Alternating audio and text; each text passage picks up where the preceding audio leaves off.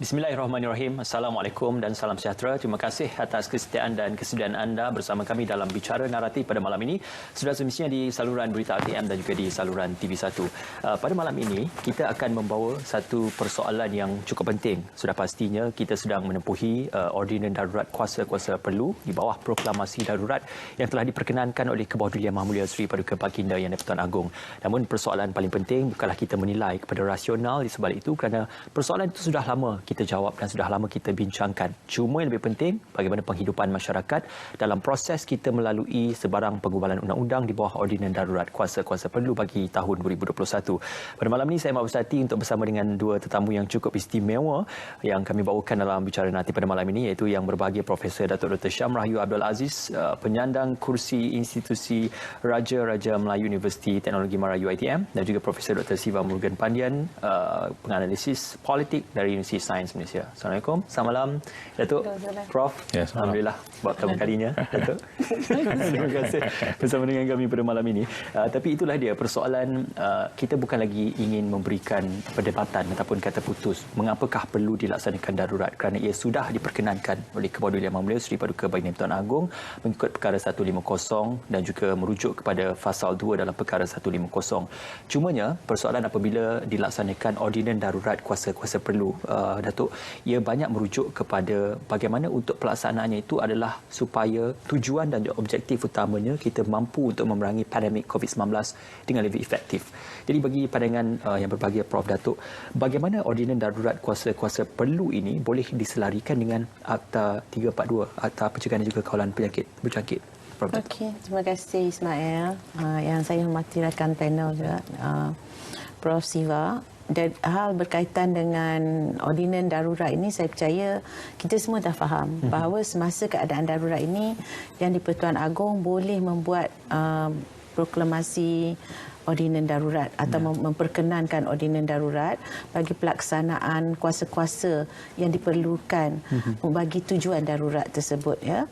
Kalau kita lihat pada kedudukan umumnya ialah undang-undang yang sebelum wujudnya, berlakunya ataupun diisytiharkan darurat itu masih lagi terpakai. Maknanya Akta 342 seperti yang Ismail sebut tadi itu masih lagi berlangsung, ya. Dan apa yang dinyatakan dalam ordinan darurat, mungkin saya perlu cerita sikit kenapa ordinan darurat kuasa-kuasa perlu ini, apa dinamakan kuasa-kuasa perlu. Ianya adalah menjadi asas kepada pelaksanaan apa juga tindakan yang diambil semasa keadaan darurat itu. Sebab tu ordinan ini dinamakan ordinan darurat kuasa-kuasa perlu. Dia menjadi asas kepada keseluruhan tindakan untuk melaksanakan, sama ada dari segi undang-undang, dari segi perundangan, dari segi eksekutif. Ia dinyatakan dalam ordinan darurat kuasa-kuasa perlu ini. Jadi antara perkara yang dinyatakan tentang ordinan darurat kuasa-kuasa perlu ini ialah pelaksanaan hal-hal berkaitan dengan peraturan yang dibuat di bawah perkara 3, di bawah Akta 342, iaitu Akta Kawalan Penyakit Berjangkit. Jadi dinyatakan dengan nyata sekali dalam ordinan darurat ini ialah apa juga peraturan yang dibuat di bawah Akta 342 ini akan terus berlangsung. Maknanya apa yang kita amalkan seperti PKP inilah biasanya yang kita sebut tentang yang PKP ini adalah peraturan-peraturan yang dibuat di bawah Akta 342 dan ia akan terus dilangsungkan. Sebelum ini kita dengar persoalan orang tanya kenapa buat PKP, announce kerajaan buat pengumuman tentang PKP dan kemudiannya isytihar darurat. Tapi pada saya persoalan itu tidaklah menjadi persoalan besar sebab kalau buat darurat sekalipun PKP itu masih boleh diteruskan dan akta yang kita kata 342 itu boleh diteruskan juga dan apa juga peraturan yang dibuat bawah akta 342 itu boleh beroperasi.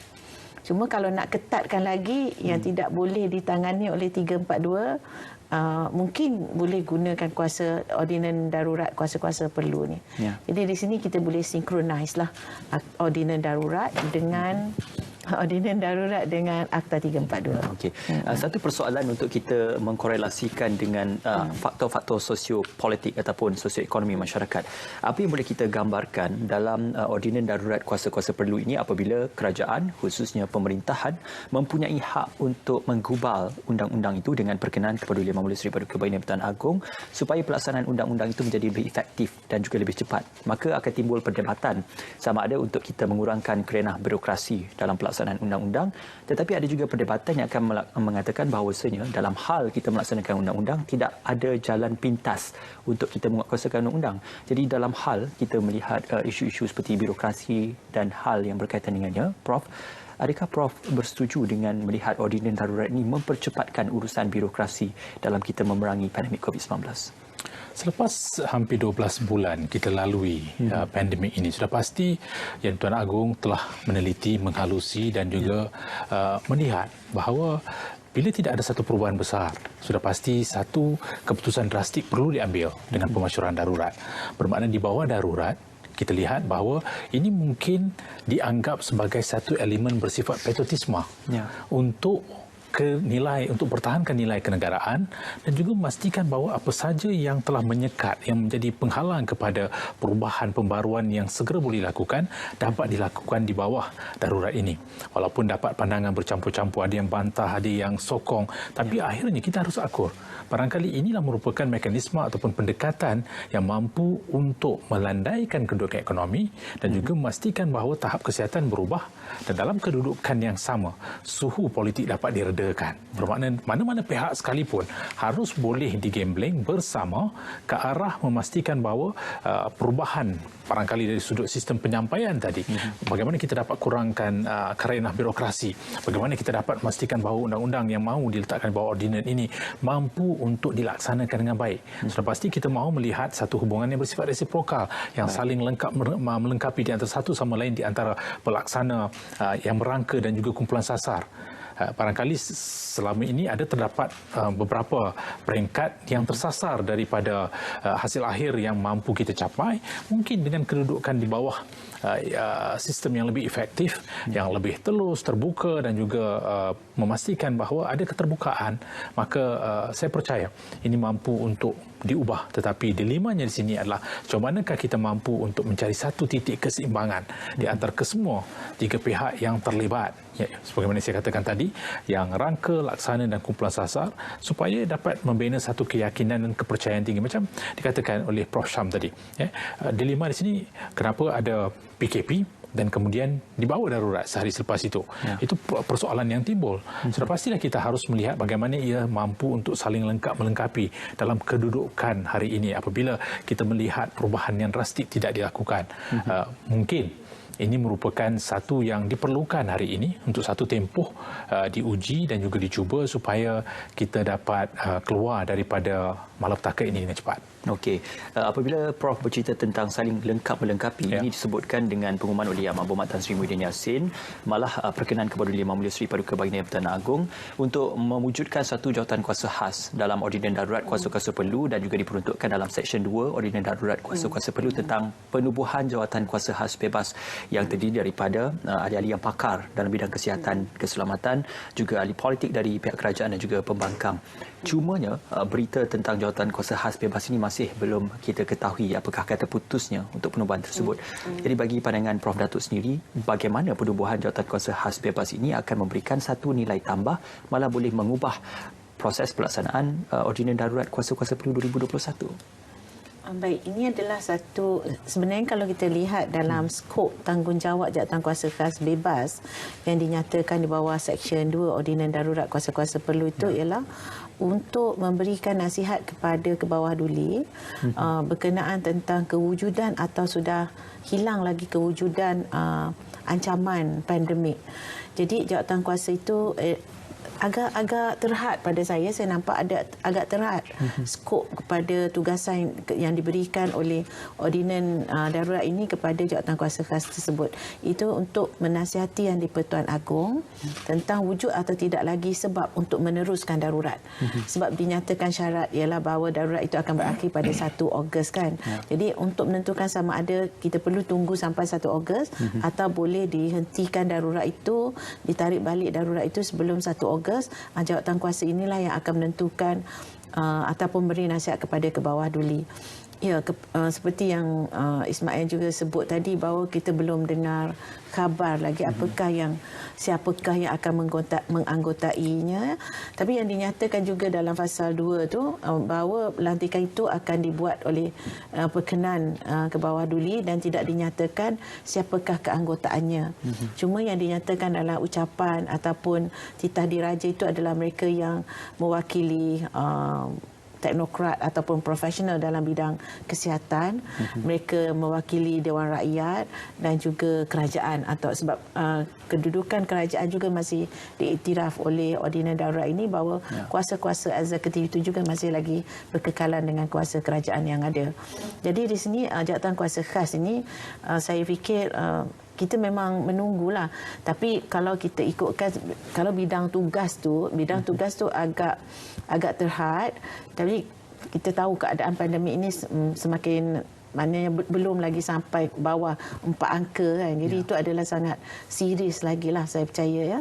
Jadi bila kita lihat kepada keperluannya, memang itu adalah satu jawatankuasa khas supaya mengimbangi kerajaan, kuasa yang ada pada pihak eksekutif itu diimbangi oleh jawatankuasa khas ini untuk menasihati Yang di-Pertuan Agong bagi membolehkan Yang di-Pertuan Agong membuat keputusan yang bebas daripada tekanan mungkin parti-parti politik. Kalau kita gambarkan kembali beberapa isu-isu yang berlaku ataupun proklamasi darurat ini, mungkin di peringkat setempat adalah di Bugaya, Batu Sapi dan juga di Creek, darurat yang bersifat setempat dalam tempat yang kecil. Malah darurat juga pernah diisytiharkan yang mana di krisis politik di Kelantan dan juga krisis politik di Sarawak.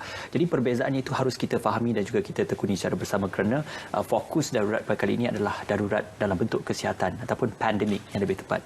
Jadi bagaimana Prof melihat ini salah satu daripada perkara yang akan memberi satu perubahan dalam lanskap pengamalan budaya norma baru masyarakat untuk menilai bahawasanya darurat itu bukanlah sekadar kepada melihat state of emergency semata-mata, tetapi bagaimana urgency of rakyat ataupun masyarakat dan citizen itu sendiri untuk memastikan bahawasanya dalam tempoh darurat itu berhati-hati supaya kita menjalani penghidupan supaya tidak berlaku pandemik yang lebih parah lagi.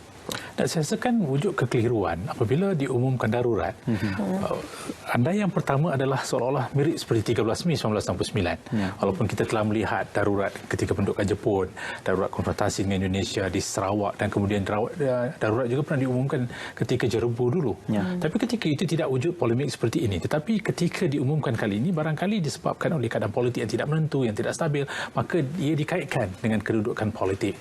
Walhal, apa yang berlaku pada 13 Mei 1969 berbeza dengan apa yang berlaku pada tahun 2021. Kita tidak boleh samakan kedudukan darurat yang sama. Ketika itu Manggiran ditubuhkan dengan tujuan dapat memulihkan semula keadaan. Kabinet masih lagi berjalan seperti biasa, kabinet darurat. Tapi dalam konteks hari ini sudah pasti yang mahu dilihat adalah sejauh manakah darurat ini mampu untuk membolehkan kita keluar daripada kepompong isu yang sebenar, iaitu pandemik.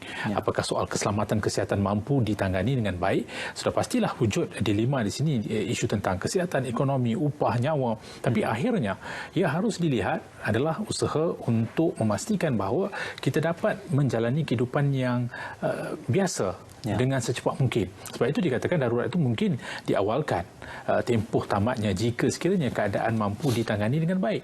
Dan di sinilah kita melihat sejauh manakah pihak berwajib mampu untuk mengenal pasti isu sebenar. Saya rasakan kita masih lagi belum melihat apa isu sebenar sehingga kesukaran untuk melihat perubahan yang besar di bawah PKP. Apakah kita tidak ada satu pendekatan yang dianggap menyeluruh sehingga menyebabkan kita memerlukan darurat?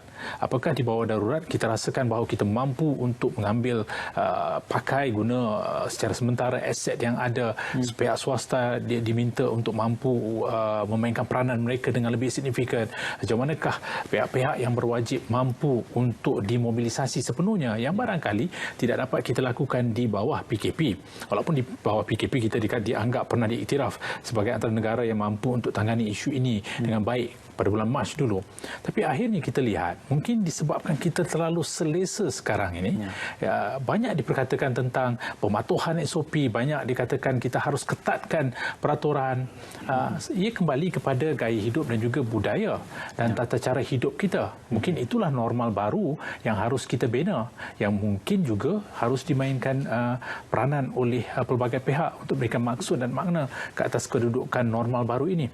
Jadi dalam konteks ini apabila darurat diperkenalkan, yang paling penting adalah untuk memastikan bahawa ini tidak sama dengan kedudukan 1969. Ketika itu berlaku rusuhan perkauman, mengganggu ketenteraman awam dan juga ia memberikan ancaman ke atas soal keselamatan. Tapi di sini keselamatan kesihatan. Di sini adalah soal upah dan juga nyawa, soal kesihatan ekonomi. Dan bagaimanakah kita mahu ke semua pihak yang terlibat mampu untuk meletakkan perbezaan mereka termasuk fahaman politik supaya melihat isu ini adalah isu patriotisme, nasionalisme, mampu untuk duduk semeja. Sebab itu jawatan kuasa bebas tadi itu penting untuk menasihati kebawah-duli. Nasihat di sini datang bersama tanpa mengira batasan kedudukan, perbezaan, kepercayaan, ritual, gender, fahaman politik sekalipun. Jika itu mampu dilakukan, saya percaya kita akan melihat perubahan yang besar. Dan dalam konteks masyarakat kita, ada satu sifat negatif, iaitu kita nak lihat hasil instan secepat mungkin. Hari ini kita lakukan satu, besok kita nak lihat hasil. Sedangkan ini merupakan satu malapetaka yang sedang melanda peringkat global yang harus menjadi satu tanggungjawab bersama. Sebab itu saya rasakan di bawah darurat ini, jika diguna pakai sepenuhnya, barangkali kita akan berada dalam kedudukan yang lebih baik. Bermakna bila gunakan darurat, tidak bermakna kita mengerah paksaan. Di sini kita melihat bagaimana kita mampu untuk cari satu budaya yang mendisiplinkan diri masyarakat supaya akur kepada apa yang sudah ditetapkan. Jika itu dilakukan, saya percaya kita mampu untuk melakukan perubahan yang besar di bawah norma baru ini. Saya percaya dalam hal ini kita meraihkan perbezaan fahaman politik, namun kita bergerak ke arah satu sinergi yang sama untuk memerangi pandemik COVID-19. Prof dan juga yang berbagi Datuk, kita akan berehat seketika, semuanya kembali nanti dalam Bicara Naratif.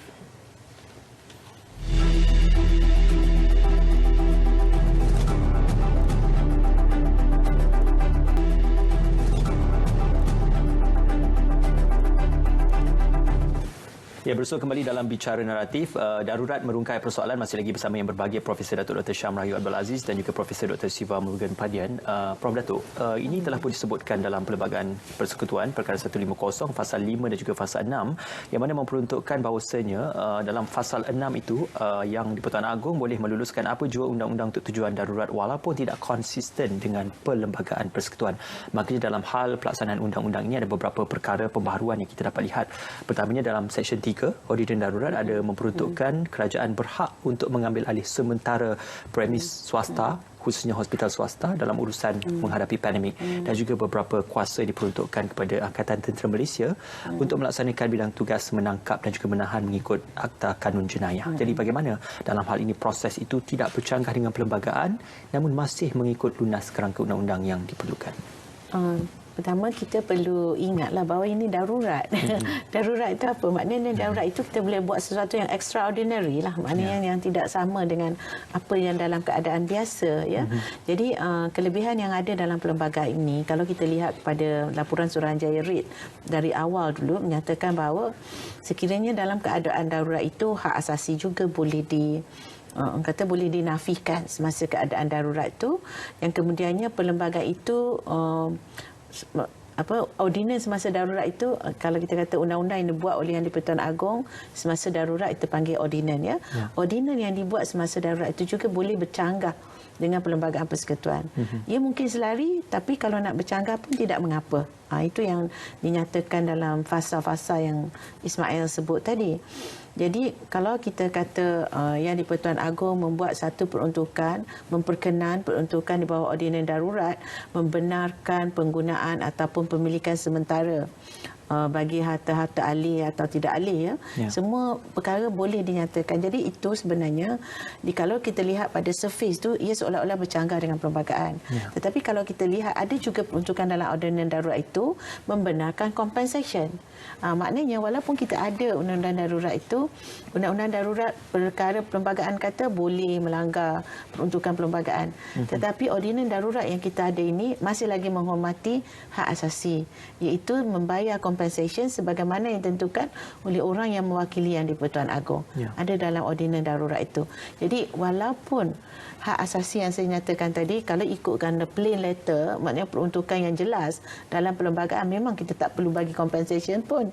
Tapi ordinan darurat tu menyatakan ia boleh, yang ia membenarkan compensation atau memastikan satu compensation itu dibayar kepada pihak-pihak yang berkaitan. Jadi kalau betul-betul ikut darurat tak bayar-bayar pun tak apa. Satu lagi dari segi penggunaan sumber manusia. Maknanya mungkin kalau dalam keadaan darurat, mungkin frontliners di hospital swasta juga boleh diambil untuk berkhidmat, dikira sebagai penjawat awam, untuk menjadi, itu semua boleh dibuat untuk menjadi frontliners, untuk menjadi pegawai-pegawai kesihatan di kementerian, di premis-premis kesihatan kerajaan, ya. Jadi ini boleh dilakukan. Maksudnya dia tidak ada sekatan kepada Yang di-Pertuan Agong untuk membuat undang-undang walaupun ia sebenarnya dalam keadaan biasa tidak dibenarkan. Contoh hospital swasta boleh, kaki tangan mereka boleh digunakan bagi tujuan rawatan COVID dan sebagainya. Sumber manusia itu, bahkan pertukaran pegawai-pegawai kesihatan ke sumber-sumber yang diperlukan, sumber manusia yang diperlukan tu boleh dibuat tanpa urusan birokrasi. Itu memudahkan. Contohlah, kalau sebuah negeri itu tak banyak kes COVID ke, dia diperlukan tenaga itu di sebuah negeri yang lain, ia boleh terus digunakan ataupun diubah sumber manusia itu mengikut yang diperlukan semasa keadaan darurat. Satu lagi yang Ismail sebut tadi ialah dalam Seksyen 7 itu yang berkaitan dengan kuasa-kuasa tentera. Ini satu kelebihan, quote-unquote kelebihan lah dalam kuasa darurat ini, supaya tentera juga boleh datang, boleh keluar dari kamp dan mengambil kuasa atau menjalankan kuasa yang boleh dilaksanakan oleh pasukan polis diraja secara bersama. Jadi saya fikirkan Prof pun kadang-kadang rakyat Malaysia kurang memahami bagaimana tentera beroperasi. Memang kita tahu tentera ni dia adalah sebuah negara by itself. Jadi apabila diberikan kuasa untuk ketenteraman awam, tentera ni biasanya berkaitan dengan kuasa keselamatan negara, atau bila ada ancaman. Tapi dalam ketenteraman awam ni diberikan kuasa kepada tentera, boleh membuat tangkapan dan sebagainya, melaksanakan sebagaimana kuasa polis di bawah kanun tata cara jenayah atau kanun jenayah. Jadi ini satu pembaharuan lah dalam konteks darurat ini yang tidak boleh dilakukan sekiranya tidak ada darurat. Maknanya kalau keadaan terdesak, tentera boleh melaksanakan kuasa polis, dan inilah maksud darurat sebenarnya. Maknanya membuat sesuatu yang bukan dalam alam normal, seperti dalam keadaan biasa yang kita tidak ada ancaman terhadap keselamatan, ancaman terhadap kehidupan ekonomi ataupun ancaman ketenteraman awam ni. Sekarang ni semuanya terangkum begitu. Jadi 3 aspek utama yang disebut dalam ordinan darurat ini berkaitan dengan perkara-perkara kuasa perlu semasa darurat, itu ialah pengambil alihan sementara, penggunaan sumber manusia dan penggunaan angkatan tentera dalam menjaga ketenteraman awam. Maknanya dalam itu saya percaya bukan melangkaui bidang kuasa yang pernah kita tetapkan atau yang sedia ada, tetapi cuma pembaharuan untuk menambah baik dan juga untuk digerakkan secara bersama. Dan ia berlandaskan kepada peruntukan perlembagaan. Masih lagi dalam kerangka itu. Itu yang penting. Kalau bercerita balik tentang Perlembagaan Persekutuan, perkara 150 Fasal 8 juga ada menyebut bahawasanya setiap keputusan untuk proklamasi darurat itu tidak boleh dicabar di mana-mana mahkamah. Maka dalam ini masyarakat dan juga warga masyarakat sendiri menyeru supaya tindakan ini tidak dipolitikkan. Namun kita amat sedih kerana ada beberapa cubaan daripada mungkin blok pembangkang yang cuba untuk membawa kes ini untuk didengar di mahkamah supaya mungkin disemak semula ataupun dibatalkan. Maka dalam persoalan ini, adakah Prof melihat tindakan mungkin blok pembangkang ataupun ketua pembangkang itu hanya menjalankan tugasnya sebagai ketua pembangkang ataupun ingin mempolitikkan situasi dan juga keadaan itu? Tak, saya rasakan gini ya. Mungkin melihat pada senario politik yang berlaku kebelakangan ini, mungkin dirasakan bahawa keputusan untuk menasihati Yang Tuan Agong ke atas pemasyuran darurat dilihat dari perspektif politik oleh setengah pihak. Bagi saya, dalam proses meraihkan pendemokrasian adalah hak kepada mana-mana pihak termasuk ahli politik. Jika sekiranya tidak berpuas hati, lakukan apa sahaja yang mahu dilakukan. Tetapi ketika berhadapan dengan pandemik ini, soal kenegaraan harus diutamakan. Macam saya katakan di awal tadi, ini merupakan soal patriotisme, soal nasionalisme ke atas tanah air. Apakah kita mahu mempolitikkan isu ini kini yang boleh menjejaskan keadaan pemulihan ke atas golongan rentan misalnya, golongan yang amat memerlukan, berada dalam keadaan terdesak. Bukankah itu yang harus kita utamakan? Dan dalam konteks ini sudah pastilah Ketua Pembangkang memainkan peranan sebagai Ketua Pembangkang, cuba meraih sokongan untuk melihat bahawa apakah keputusan ini tepat atau tidak. Tapi perlembagaan jelas, perkara 150/8, perkara ini tidak boleh dibawa ke mahkamah. Barangkali menggunakan sudut yang lain, buju lain untuk melihat ufuk baru politik. Tetapi saya percaya dalam kedudukan sekarang ini, apa yang mahu rakyat lihat adalah macam manakah kemahuan, keperluan mereka, pemetaan ke atas pemikiran mereka itu didahulukan. Barulah kita mampu untuk menamakan ia sebagai merayatkan kepimpinan. Pemimpin tidak perlu dibimbing oleh rakyat, tapi rakyat mahu dibimbing oleh pemimpin. Bermakna pemimpin harus ke hadapan untuk membawa isu sebenar. Dalam konteks ini ialah apabila masih lagi bercakap tentang politik angka, seolah-olah kerajaan tidak ada legitimasi politik keabsahan, kita harus melihat belanjawan diluluskan oleh orang yang sama yang telah menyokong. Dan kemudian ketika pemasyuran darurat, tidak ada satu pihak yang boleh menyatakan bahawa kerajaan ini tidak sah. Pada Mac 2020, kerajaan ini ditubuhkan dengan akuan bersumpah, dengan proses perundangan yang sepatutnya diguna pakai, dibawa ke istana menggunakan kearifan untuk meneliti dan juga memberikan atau menggunakan kuasa di bawah perkara 43 ke atas pelantikan Perdana Menteri. Tapi bila mana beberapa pemimpin keluar untuk membuat pengumuman di media dengan menyatakan bahawa menarik sokongan, adakah ianya berlandaskan kepada tuntutan perundangan? Adakah ada bukti yang boleh diguna pakai sehingga menyatakan bahawa kredibiliti kerajaan tidak ada? Jadi bagi saya, dalam konteks ini, apa yang diwar-warkan dengan apa yang dilakukan secara perundangan harus boleh kita bezakan. Sebagaimana kerangka perlembagaan masih diguna pakai sebagai dokumen keramat, sebagai kedudukan tertinggi dalam konteks undang-undang. Sudah pastilah dalam pelantikan dan juga untuk melihat kepada kedudukan, keampuhan sebuah kerajaan yang harus berlunaskan kepada perundangan. Bukannya memainkan persepsi ke atas rakyat. Mana-mana pihak sekalipun, baik kerajaan ataupun pembangkang, masing-masing mempunyai hak ke atas kuasa kedudukan mereka.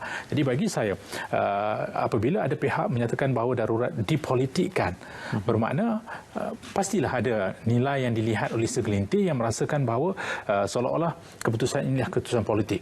Walhal kita harus melihat dalam kedudukan sekarang yang boleh mendepani kita, yang boleh dilakukan untuk bergerak ke hadapan adalah masing-masing mengedepikan kepentingan itu untuk membolehkan penambahbaikan dilakukan ke atas struktur sosial yang ada, iaitu masyarakat. Baik, satu perkongsian yang baik juga. Prof dan juga yang berbagi, Datuk, kita akan kembali berjeda seketika, semuanya kembali nanti dalam Bicara Naratif.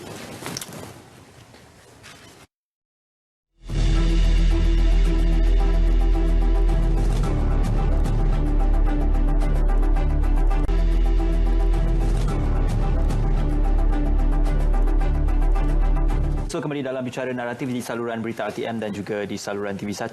Mungkin ini persoalan yang boleh saya ajukan kepada yang berbagi, Prof Datuk.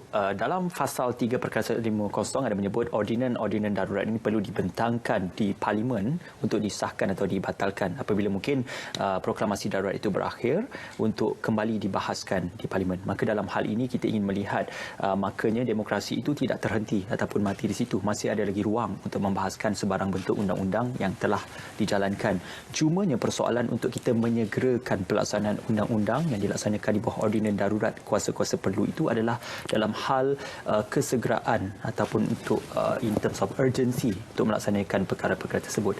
Jadi dalam hal ini bagaimana yang berbahagia Prof Datuk melihat ruang demokrasi itu dalam tujuan kita menyegerakan mendepani pandemik COVID-19 yang mana perlu didahulukan? Saya nak cerita sikit lah pasal 3 ni. Pasal 3 dalam perkara 150 ni dia jadi polemik tau. Dia jadi polemik. Sebab ada yang mentafsirkan bahawa parlimen harus bersidang segera. Tapi dalam perkara ni dia kata seperti yang Ismail rightly put just now, dia kata kalau parlimen datang bersidang, maknanya parlimen tidak ditentukan bila parlimen boleh bersidang. Jadi tidak ada masa yang nyatakan dalam masa berapa bulan ke, berapa hari ke, soonest possible ke. Biasa perlembagaan kalau nak cepat dia akan kata secepat mungkin, as soon as possible, as soon as, ataupun within a reasonable period of time kan. Jadi dalam perkara 150 dalam fasa 3 tidak menyatakan masa. Cuma dia kata apabila parlimen datang bersidang, undang-undang yang dibuat semasa darurat dan juga proklamasi darurat itu sendiri, ada dua benda. Satu, proklamasi darurat dan ordinan yang dibuat semasa darurat. Dua perkara ini hendaklah dibentangkan di hadapan parlimen sekiranya kedua-dua ini tidak ditarik balik sebelum parlimen datang bersidang. Okey. Jadi sekiranya parlimen bersidang dan proklamasi darurat masih berjalan.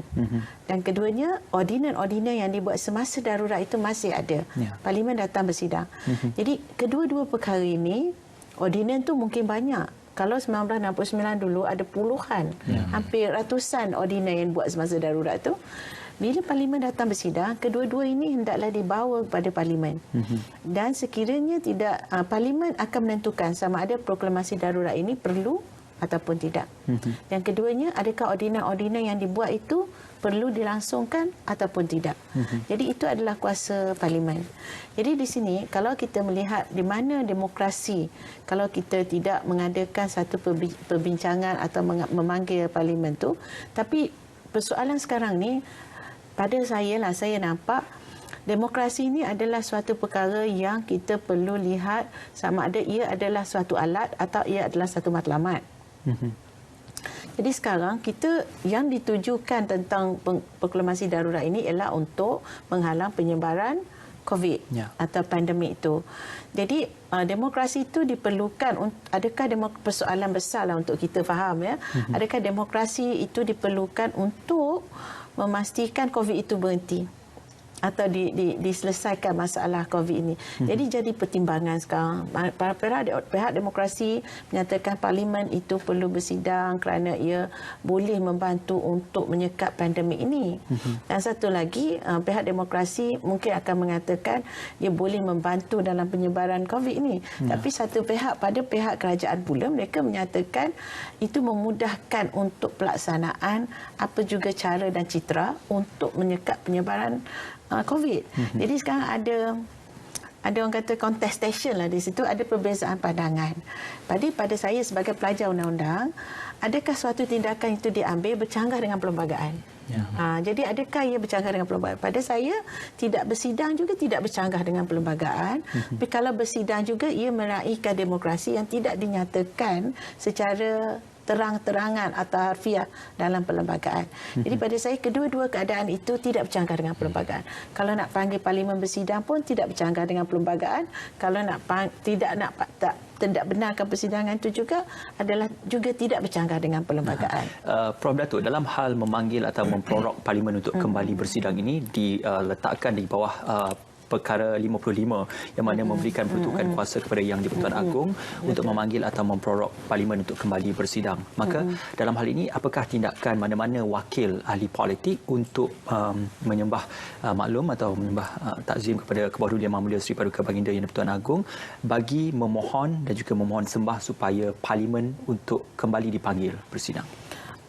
Itu kalau kita lihat kepada perkara 55 itu tadi, itu adalah prerogatif yang di-Pertuan Agong. Ya. Untuk memanggil Parlimen bersidang ataupun tidak, ataupun untuk membubarkan Dewan, ataupun untuk memprorok atau menangguhkan Dewan. Jadi ia terserah kepada bawah duli, ya. Jadi di sini mungkin perkiraan-perkiraan yang saya tidak tahu faktanya, perkiraan-perkiraan yang dibuat oleh bawah duli itu membolehkan baginda membuat keputusan bahawa perlu ditangguhkan. Ya. Jadi sebagai pelajar, sebagai penyelidik, pelajar pun, itu adalah satu prerogatif yang kita faham, itu prerogatif yang di-Pertuan Agong. Tapi saya nak kata macam ni lah, kalau kita kata prerogatif sekalipun, budi bicara yang di-Pertuan Agong lah, maksud saya, prerogatif ini adalah budi bicara kuasa tersimpan yang di-Pertuan Agong ini telah dilaksanakan mengikut lunas-lunas amalan. Ya. Lunas-lunas amalan yang mana perbincangan dan nasihat dilakukan atau diberikan oleh bukan sahaja pihak kerajaan tetapi oleh para teknokrat ataupun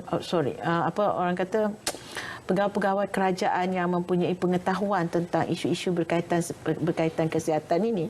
Jadi saya fikir ini balik kepada persoalan di mana kalau kita bercakap tentang perkara 150 dalam pasal 3 ini, ia adalah suatu pilihan yang diberikan, pilihan yang diberikan oleh undang-undang kepada Kebawah Duli Yang Maha Mulia Seri Paduka Baginda yang di-Pertuan Agong.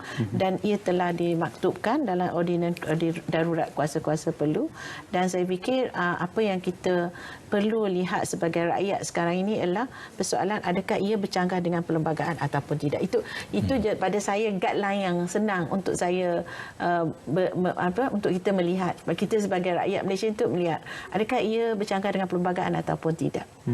Bercanggah ataupun tidak masih lagi dalam kerangka diperuntukkan dalam perkara 150. Menyebut dan juga menyemak kembali perkara 150 pasal 4 ada menyebut kuasa Kerajaan Persekutuan mengatasi kuasa kerajaan negeri apabila senarai 2 jadual 9 boleh diketepikan untuk meminda sebarang perlembagaan negeri dan juga untuk menggubal undang-undang.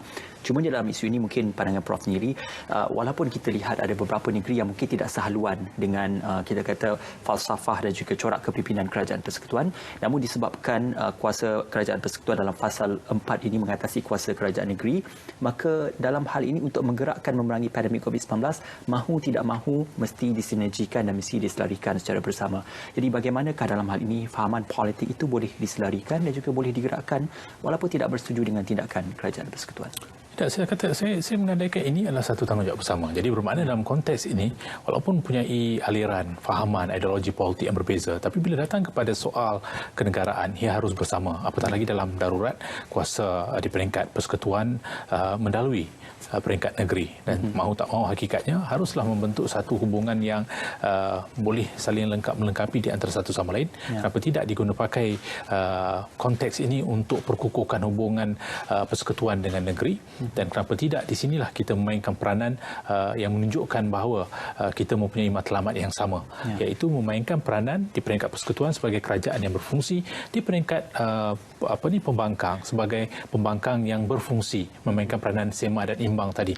Malahan kalau dikatakan di bawah mahkamah tadi, mungkin itu peranan sema dan imbang yang mahu dimainkan oleh ketua pembangkang. Sama juga sebagai kerajaan negeri, bukankah ia juga menjadi tanggungjawab untuk mainkan peranan sema dan imbang dalam waktu yang sama melengkapi apa yang perlu dilakukan dalam kedudukan darurat ataupun malapetaka bencana yang boleh kita tangani bersama. Dulu kita pernah lihat dalam isu banjir di Pulau Pinang, bagaimana Kerajaan Persekutuan turun untuk membantu. Bermakna dalam soal-soal kemanusiaan, soal keinsanan, soal manusiawi ini, saya rasakan ia merupakan satu tanggungjawab bersama. Komitmen mana-mana pihak sekalipun haruslah untuk perkukuhkan nilai kemasyarakatan dan membiarkan perbezaan politik itu dihentikan sementara, seolah-olah wujud gencatan politik dalam kedudukan darurat. Bermakna kerajaan di peringkat persekutuan punya tanggungjawab untuk tidak mempolitikkan isu. Kerajaan di peringkat negeri juga bertanggungjawab untuk tidak mengubah persepsi berdasarkan apa sahaja yang dilakukan dalam konteks percaturan politik. Jika itu dapat dilakukan, maka kita akan bergerak ke arah nilai kematangan berpolitik berhemah. Tapi dalam konteks negara kita masih belum mencapai tahap tersebut. Saya rasakan nilai itu masih lagi di tahap rendah. Kita masih lagi cuba melihat setiap elemen berdasarkan kepada konteks politik. Walhal rakyat memahami, rakyat memerhati. Sudah pastilah pemimpin harus dicontohi. Dalam konteks ini, saya percaya negeri-negeri yang berada di dalam konteks negeri pembangkang boleh perkukuhkan kedudukan mereka. Malahan saya rasakan jawatan kuasa teknikal sepatutnya juga melibatkan kedua-dua pihak, kesemua pihak, kerana aset bukan hanya di negeri yang dikuasai oleh kerajaan pemerintah, tapi aset juga ada di negeri pembangkang macam kata Prof. Syam tadi. Katakan negeri yang tidak ada langsung isu yang berkaitan dengan bencana, tapi negeri lain berhadapan dengan kemelut yang terlalu sukar. Pemerintah negeri ini harus pergi membantu, harus boleh dikerah tanpa dilihat fahaman politik mereka. Politik dan demokrasi, saya melihat ada satu grey area yang mungkin perlu ditelusuri dan juga perlu ditamsilkan secara bersama. Prof dan juga berbagi Datuk, kita kembali berjaya seketika, semuanya kembali nanti dalam Bicara Naratif.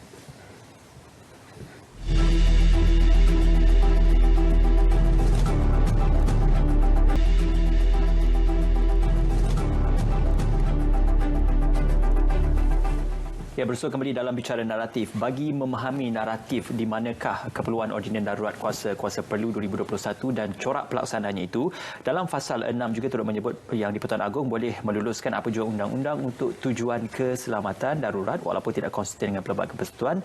Namun dalam fasal 6A menyebut kecuali yang melibatkan agama, bangsa ataupun hal ehwal Melayu dan juga warga negara. Maka dalam hal ini, apa-apa jua undang-undang boleh diluluskan kecuali beberapa perkara yang disifatkan sebagai keistimewaan yang diperuntukkan bagi sultan di negeri-negeri. Cuma dalam hal ini, Prof Datuk, ya, apa yang boleh kita fahami adalah ada cubaan pihak-pihak tertentu yang cuba untuk menggesa pihak kerajaan supaya apa jua bentuk undang-undang boleh digunakan ataupun diambil kesempatan untuk diluluskan dalam waktu kita mendepani proklamasi darurat ini. Adakah tindakan itu dianggap sebagai satu tindakan yang tidak bertanggungjawab ataupun tindakan bijak untuk mempercepatkan kelulusan undang-undang, Prof Datuk? Kita ambil peluang, bila kata boleh buat apa saja bercanggah dengan perlembagaan, maka kita desak Agong buat macam-macam. Macam inilah, kalau kita lihat secara umumnya, yang di-Pertuan Agong hanya mempunyai kuasa untuk membuat undang-undang berkaitan dengan hal darurat itu. Okey. Sebab tu tidak boleh pada saya lah, kalau kita lihat dalam tafsiran perlembagaan, tidak boleh menggunakan undang-undang tentera contohnya. Sebab kita masih lagi untuk tujuan darurat. Kalau kita baca warta proklamasi darurat tu, ia menyatakan untuk perkara 150 dalam fasa 1 iaitu keselamatan negara, kehidupan ekonomi dan juga ketenteraman awam. Tetapi fokusnya kepada masalah pandemik COVID-19. Itu jadi apabila yang di-Pertuan Agong mahu membuat undang-undang atau memperkenankan mana-mana ordinan, ia perlu bagi hal keadaan itu. Hal keadaan di mana darurat itu dibuat. Tapi sebenarnya kalau peguam ni dia macam-macam tafsiran lah, bro. Jadi yang saya tafsir, saya mungkin betul, saya mungkin salah, ya. Tapi saya baca pada perkara 2B itu, ia menyatakan bahawa bagi hal keadaan itu, mengikut hal keadaan itu, apa yang bersesuaian dengan tujuan darurat itu. Jadi ini dalam konteks kedaulatan undang-undang, ia mengawal juga kuasa yang di-Pertuan Agong. Bukan kata, bila kata yang di-Pertuan Agong punya kuasa, buat apa saja yang baginda suka, tidak. Sebab perlembagaan kata mesti mengikut hal keadaan itu.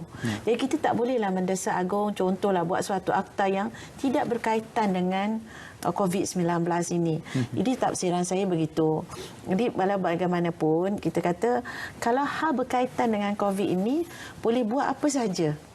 Hal berkaitan dengan COVID yang di-Pertuan Agong boleh buat apa saja walaupun ia tidak menepati hak asasi contohnya, ya. Hak-hak asasi di bawah pasal 5 hingga 13 Perlembagaan Persekutuan contohnya. Hak-hak untuk seperti yang Ismail sebut dari awal tadi, penangguhan pilihan raya dengan buat proklamasi, kan. Itu dinyatakan dalam Ordinan Darurat Kuasa-Kuasa Perlu. Jadi kalau kita lihat kepada perkara 150 dalam fasal 6, fasal 6 dan fasal 6A itu, dia kata parlimen parlimen tidak boleh membuat hak. Dia tak guna Agong, kan. Masa perkara satu, saya tahu Ismail pun pelajar undang-undang. Jadi perkara 150 dalam fasal 6A itu, dia kata parlimen yang tak boleh buat undang-undang hukum syarak, adat resam dan kedudukan anak negeri Sabah dan Sarawak, dan kemudian tidak boleh buat juga hal-hal bertentangan dengan agama, bahasa dan kewarganegaraan. Jadi di sini akan menjaga kedudukan rakyat berkaitan dengan kewarganegaraan. Tak ada orang masih lagi tiada orang boleh mempersoalkan hak kewarganegaraan, hak agama dan sebagainya. Jadi sini walaupun saya nak rumuskan tentang kuasa yang di-Pertuan Agong ini, walaupun yang di-Pertuan Agong atau parlimen sekiranya parlimen bersidang boleh membuat undang-undang berkaitan dengan darurat dan bercanggah dengan perlembagaan, tetapi yang di-Pertuan Agong juga dikawal oleh undang-undang supaya undang-undang itu hanya yang dibuat semasa darurat itu hanya berkaitan dengan keperluan untuk fighting the COVID pandemic ni, untuk memerangi pandemik ini. Tidak bolehlah kita desak yang di-Pertuan Agong untuk buat sesuatu yang untuk kepentingan sementara. Bahasa satu lagi, mungkin Ismail perlu baca artikel 150 ni, dikata yang kita bincang tadi 150 dalam fasa 3, undang-undang itu perlu dibentangkan dalam parlimen balik. Jadi careful tuanku pun tak bolehlah nak buat sembrono orang kata ya. Untuk buat suatu untuk tujuan darurat tu nak buat je. Ingat kewibawaan tuanku akan dipersoalkan dalam parlimen besok. Tentang proklamasi bila parlimen datang, sebab proklamasi itu sendiri akan dibentangkan. Ordinan buat oleh tuanku juga akan dibentangkan. Ini peringatan supaya apabila dibawa ordinan itu dan proklamasi itu kepada parlimen, ia tidak merendahkan atau tidak menjatuhkan kewibawaan kesultanan itu sendiri. Ini pentinglah untuk kita lihat supaya jangan sokong membawa rebah. Kita sokong agung membawa rebah kepada institusi beraja itu. Itu yang kita takut kan. Jadi kita tidak mahu juga institusi beraja ini melanggar perlembagaan. Jadi jangan dia desak sesuatu yang bercanggah dengan perlembagaan. Itu rumusan saya. Kita masih berpegang kepada demokrasi berparlimen dan juga raja perlembagaan. Semuanya masih dalam kerangka Perlembagaan Persekutuan. Cuma untuk Prof juga, kalau kita lihat keterdesakan masyarakat untuk melihat bantuan keuangan disegerakan, khususnya dalam kita mendepani pandemik COVID-19, ramai yang terjejas, ramai yang kehilangan kerja dan sebagainya. Maka dalam hal ini apabila kita melihat perbahasan tempoh hari rang undang-undang perbekalan, rang undang-undang perbekalan tambahan, banyak berlaku beberapa kita kata jeda kerana perbahasan yang perlu dilakukan di Dewan Rakyat dan juga Dewan Negara. Apabila berlakunya proklamasi darurat ini, maka apabila parlimen tidak bersidang, kedua-dua dewan, maka ini satu peluang yang terbaik supaya kerajaan boleh menyegerakan bantuan keuangan supaya sampai ke peringkat akar umbi dalam masa yang terdekat. Jadi adakah Prof optimis dalam melihat ini merupakan kesempatan terbaik supaya sumber keuangan negara boleh terus disalurkan kepada rakyat secara terus? Saya rasa ini peluang bagi pihak kerajaan dan juga agensi berwajib untuk melaksanakan tanggungjawab mereka dengan lebih efektif untuk mengelakkan berlakunya ketirisan kecairan dalam konteks apa yang perlu disalurkan. Yang banyak dikatakan sebelum ini, saya rasakan ini tempoh masa untuk memastikan bahawa penyaluran itu dapat dilakukan tanpa dilengahkan lagi. Bermakna apa saja kuasa yang ada pada kerajaan hari ini, saya percaya harus diguna pakai sepenuhnya supaya ia juga mampu untuk memberikan satu imej ke atas pentadbiran dan juga sejauh manakah ia juga dilihat mampu untuk memberikan keutamaan kepada kumpulan sasar yang harus diutamakan. Dalam konteks ini ramai yang saya rasakan terkesan daripada pandemik ini sejak Mac 2020 sampailah ke hari ini. Ramai yang hilang pekerjaan, pengangguran meningkat, kesihatan meningkat, mental tidak berubah, berada dalam keadaan tertekan, isu yang berkaitan dengan bilangan anak yang ramai tetapi tidak mampu untuk mengharungi kehidupan seperti biasa. Di sinilah saya percaya bahawa pemimpin boleh berusaha untuk mendekatkan diri mereka dengan rakyat, kumpulan sasar mereka, supaya itu akan memberikan satu tafsiran baru ke atas nilai kepimpinan. Malahan ruang ini saya rasakan merupakan ruang yang harus diguna pakai untuk melihat bahawa soal kebajikan diutamakan daripada soal-soal lain.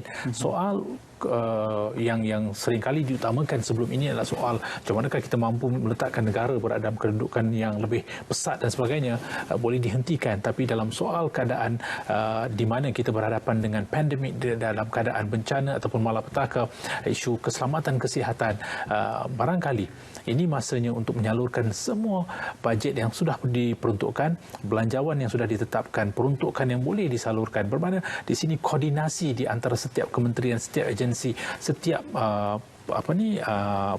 pihak yang boleh mainkan peranan sampai ke peringkat akar umbi, jika boleh diperkukuhkan, saya rasakan bahawa kerajaan akan dapat melihat bahawa rakyat sebenarnya mahu isu mereka diutamakan daripada isu-isu lain yang boleh disampingkan buat sementara. Jika sekiranya kerajaan dapat lakukan itu, saya rasakan itu akan memberikan satu nilai tambah yang cukup hebat kepada kerajaan. InsyaAllah. Dan sudah pastinya ordinan darurat kuasa-kuasa perlu ini dengan jawatan kuasa pengurusan teknikal darurat yang telah pun ditubuhkan adalah untuk memastikan supaya kita dapat mengharungi pandemik COVID-19 ini secara bersama. Masih lagi merujuk kepada kes Stephen Kalunikan bahawasanya untuk kita melindungi keselamatan, keselamatan awam dan juga kestabilan ekonomi, maka perkara itu amat penting untuk kita lebih mendalami dan juga memahami dengan lebih jelas apakah itu proklamasi darurat dan juga ordinan darurat. Terima kasih diucapkan kepada yang berbahagia Profesor Datuk Dr. Syam Rayu Abdul Aziz dan juga Profesor Dr. Siva Mugen Pandian. Kita harapkan agar perkongsian pada malam ini boleh membuka minda dalam santai bicara pada malam ini untuk memberikan satu dimensi yang berlainan supaya minda pemikiran kita akan lebih terbuka dalam menilai undang-undang yang dimanfaatkan dalam negara. Terima kasih kerana bersama kami dan teruskan kesianan anda bersama saluran berita RTM dan juga saluran TV1. Assalamualaikum.